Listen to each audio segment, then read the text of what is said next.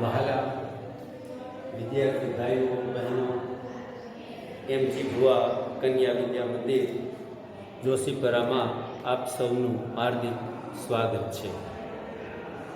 જે doctor Haribhai S Patel શૈક્ષણિક સંકુલમાં આવેલ છે અને આદરપાત્ર જે કે કેશિયા સાહેબના માર્ગદર્શન હેઠળ આ સ્કૂલ ચાલુ છે.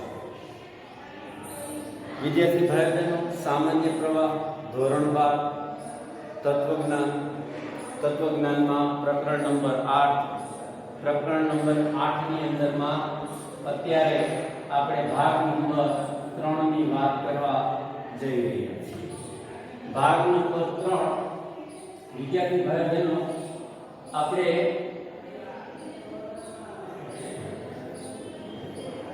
વાત કરીએ છીએ ધાર્મિક જીવનનું વિશ્લેષણ અને ધાર્મિક જીવનના વિશ્લેષણમાં ધાર્મિક જીવનમાં ભક્તિનું સ્થાન, ધાર્મિક જીવનમાં જ્ઞાનનું સ્થાન, ધાર્મિક જીવનમાં નીતિનું સ્થાન અને ધાર્મિક જીવનમાં વૈરાગ્યનું સ્થાન.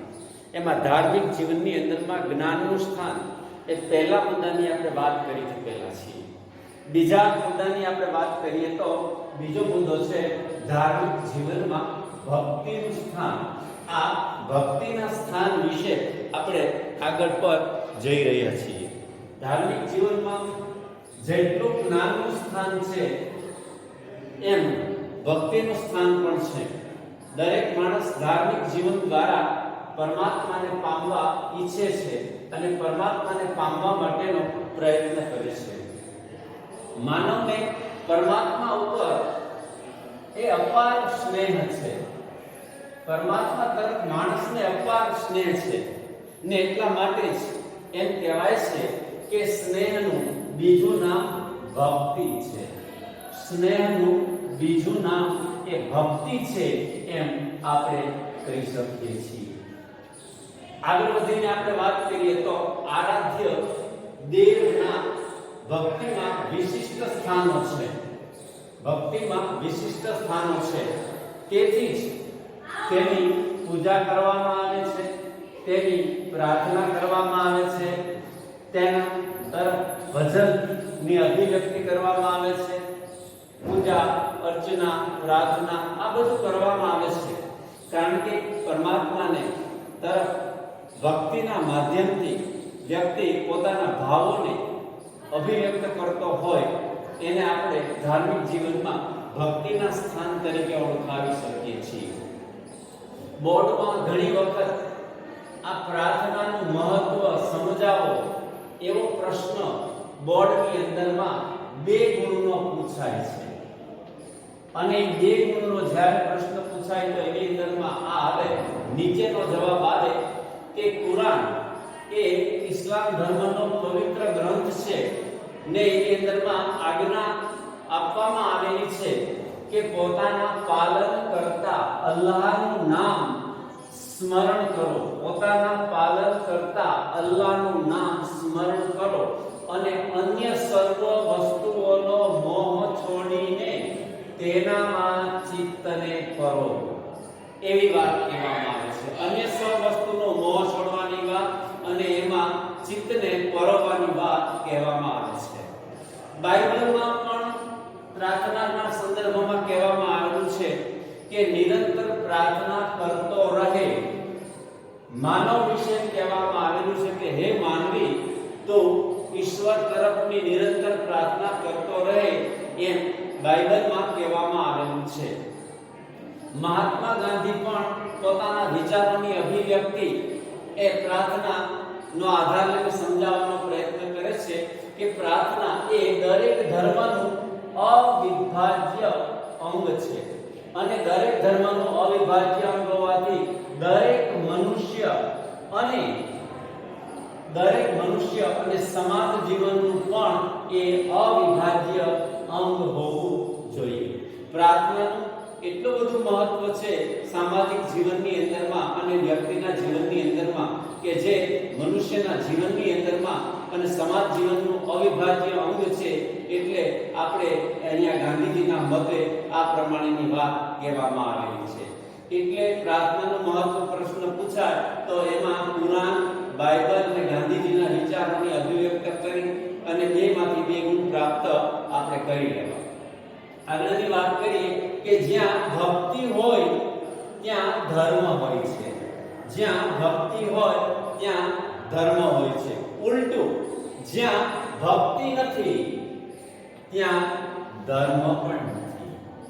જ્યાં ભક્તિ છે ત્યાં ધર્મ છે. તે જ રીતે જ્યાં ભક્તિ નથી ત્યાં ધર્મ પણ નથી જોવા મળતો. અમુક માણસ ધાર્મિક ન હોય છતાં તે માણસ જ્ઞાની હોય, નીતિમાન હોય, વૈરાગ્યશીલ હોય એવું બની શકે. અમુક માણસો એવા હોય કે જે ધાર્મિક ના હોય છતાં એ માણસ છે નીતિવાન હોય, જ્ઞાની હોય, વૈરાગ્યશીલ હોય એવું બની શકે. અને એ જ રીતે ભક્ત હોય અને તેનામાં જ્ઞાન, નીતિ અને વૈરાગ્ય ન હોય તો એ માણસ ભક્તિનો મર્મ છે એ ખરા અર્થની અંદરમાં પામ્યો નથી કે સમજ્યો નથી એમ આપણે કહી શકીએ છીએ. ભક્ત હોય તો તે વ્યક્તિની અંદરમાં ધર્મના જ્ઞાન માટેની તત્પરતા હોય, એટલે એના જીવનમાં જ્ઞાનાત્મક પાસું હોય અને સદાચાર માટેનો આગ્રહ હોય. સદાચાર માટેનો આગ્રહ એટલે કહેવાની વાત એ છે કે એના જીવનની અંદરમાં નીતિમત્તાનું સ્થાન હોય અને વિષય ભોગ ન હોય. એ વ્યક્તિમાં વિષય ભોગ ન હોય. જે વ્યક્તિ પોતાને ભક્ત કહેવડાવતો હોય એ વ્યક્તિના જીવનની અંદરમાં આ ત્રણેય બાબત હોય. જ્ઞાન પણ હોય, નીતિમત્તા પણ હોય અને વિષય ભોગ પણ ન હોય એવી બાબત પણ જોવા મળે છે. એટલે આ રીતે ભક્તિનું ધાર્મિક જીવનમાં સ્થાન છે એમ આપણે કહી શકીએ. ક્રમ 2, ધાર્મિક જીવનમાં નીતિનું સ્થાન. જેમ ધાર્મિક જીવનમાં ભક્તિનું સ્થાન છે એમ ધાર્મિક જીવનમાં નીતિનું પણ સ્થાન છે. એમ કહેવાય છે કે ધાર્મિક માણસ જ્ઞાની હોય, ભક્ત હોય અને તે પરોપકારી પણ એની સાથે પરોપકારી સદાચારી પણ હોવો જોઈએ. એ વ્યક્તિ પરોપકારી પણ હોવો જોઈએ અને તેની સાથે એ વ્યક્તિ સદાચારી પણ હોવો જોઈએ. ભલે એ વ્યક્તિ માણસ જ્ઞાની હોય, ભક્ત હોય પણ એની સાથે પરોપકાર અને સદાચારના ગુણ પણ એની અંદરમાં હોવા જોઈએ. એટલે કે ધાર્મિક જીવનમાં નીતિનું સ્થાન એના જીવનમાં હોવું જોઈએ. એટલે આ સંદર્ભની અંદરમાં ભાગવત અને બાઇબલના સંદર્ભમાં વાત કરીએ તો ભાગવતમાં એમ કહેવામાં આવ્યું છે કે સર્વ પ્રાણીમાં અંતર્યામી રૂપે વાસ કરી રહેલો જે હું તેનું માણસે દાન, માન અને મૈત્રી અને ભેદભાવ રહિત દ્રષ્ટિએ પૂજન કરવું જોઈએ. એનું કહેવાનું એમ છે ભાગવતનું કે દરેક વ્યક્તિની અંદરમાં અંતર્યામી સ્વરૂપે હું વસેલો છું, જેને લીધે દરેક વ્યક્તિ તરફ તમારે દાન, માન, મૈત્રી અને ભેદભાવ રહિતથી પૂજન કરવું જોઈએ. એ રીતે ભાગવતમાં કહેવામાં આવેલું છે. બીજી રીતે આપણે ઇસ્લામમાં આપણે વાત કરીએ તો ઇસ્લામમાં એમ કહેવામાં આવ્યું છે કે જે માણસ પોતાની નજર સમક્ષ દેખાતા બાંધવો પ્રત્યે પ્રેમ નથી રાખી શકતો તે વ્યક્તિ અપ્રત્યક્ષ ઈશ્વર તરફ એ પ્રેમ કેવી રીતે રાખી શકે? આપણી સમક્ષ દેખાતા બાંધવો, મનુષ્યો, એના તરફ આપણે પ્રેમ ના વહાવી શકીએ તો અપ્રત્યક્ષ ઈશ્વર છે એના તરફ આપણે કેમ પ્રેમ વહાવી શકીએ એમ બાઇબલમાં કહેવામાં આવેલું છે. સામાજિક દ્રષ્ટિએ નીતિ અને સદાચારનું મહત્વનું સ્થાન ધરાવે છે. કહેવાની વાત એ છે કે અહીંયા ધાર્મિક જીવનમાં નીતિનું સ્થાન સામાજિક દ્રષ્ટિએ ખૂબ જ મહત્વનું છે એમ જણાવે છે. માણસની ઈશ્વર અને જગતની માન્યતા તેના વ્યક્તિગત જીવન સાથે સંકળાયેલી છે. આ જીવ, જગત અને ઈશ્વર આના વિશે માણસ જે માને છે એ માન્યતા એના વ્યક્તિગત જીવન સાથે સંકળાયેલી છે. જ્યારે એનું ધાર્મિક જીવનમાં નીતિનું સ્થાન એને માણસના સામાજિક પાસા સાથે વિશેષ રીતે સંબંધ છે એમ આપણે કહી શકીએ છીએ. ભારતીય ધર્મ પરંપરામાં નીતિ નિયમો ને વિશિષ્ટ સ્થાન છે ને એટલા માટે દરેક ધર્મ ગ્રંથોની અંદરમાં આવા નીતિ નિયમોનું વર્ણન કરવામાં આવેલું છે. જેમ કે સ્વામિનારાયણ સંપ્રદાય, તો એની અંદરમાં પણ જે સ્ત્રીઓએ પાળવાના નીતિના ધર્મો, પુરુષે પાળવાના નીતિ નિયમોના ધર્મો, સંતોએ પાળવાના નીતિ નિયમોના ધર્મો, એવું શિક્ષાપત્રની અંદરમાં વર્ણન કરવામાં આવેલું છે. એટલે ભારતના દરેક ધર્મ ગ્રંથોની અંદરમાં, શાસ્ત્રોમાં, એ જૈન લઈ લો, એ બૌદ્ધ લઈ લો, કે હિન્દુ ધર્મના કોઈ પણ શ્રીમદ ભાગવત લઈ લો, કે આપણા બીજા કોઈ ગ્રંથો લઈ લો, તો એ બધાની અંદરમાં સત્ય, અહિંસા, અસ્તેય, બ્રહ્મચર્ય, અપરિગ્રહ અને એ બધાનું પાલન કરવાનું, નીતિ નિયમોનું વર્ણન કરવામાં આવેલું છે. એ શું જણાવે છે કે આપણા હિન્દુ ધર્મની અંદરમાં નીતિનું સ્થાન એ વિશિષ્ટ રીતનું છે, એમ આપણે કહી શકીએ છીએ. અને સામાજિક દ્રષ્ટિએ આપણે વાત કરીએ તો ધર્મ એટલે સદાચાર અને સદાચાર એટલે ધર્મ. જો ધર્મની કેટલી વિસ્તૃત વ્યાખ્યા કરી છે કે ધર્મ એટલે જ સદાચાર અને સદાચાર એટલે ધર્મ. માણસ ધર્મ પાળતો હોય અને સદાચરણ ન કરતો હોય તો એ ધાર્મિક નથી. અહીંયા એવું કહેવામાં આવે છે.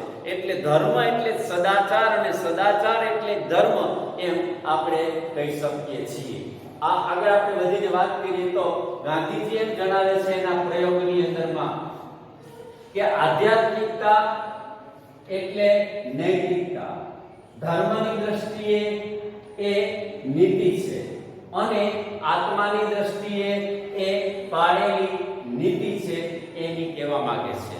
એટલે બધી જગ્યાએ નીતિનું વિશિષ્ટ સ્થાન મહાત્મા ગાંધી અહીંયા જણાવે છે.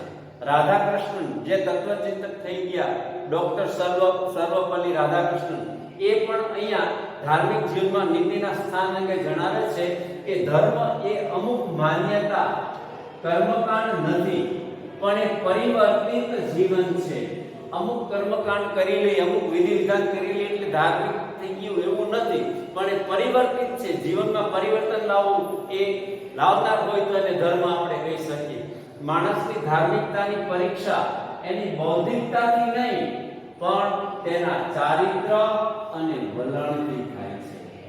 માણસ છે, કહેવાની વાત એ છે કે એ વ્યક્તિ છે એ ધાર્મિક છે કે નહીં, એની પરીક્ષા બૌદ્ધિક રીતે નથી થતી, પણ એની પરીક્ષા એના ચારિત્ર અને વલણથી થાય.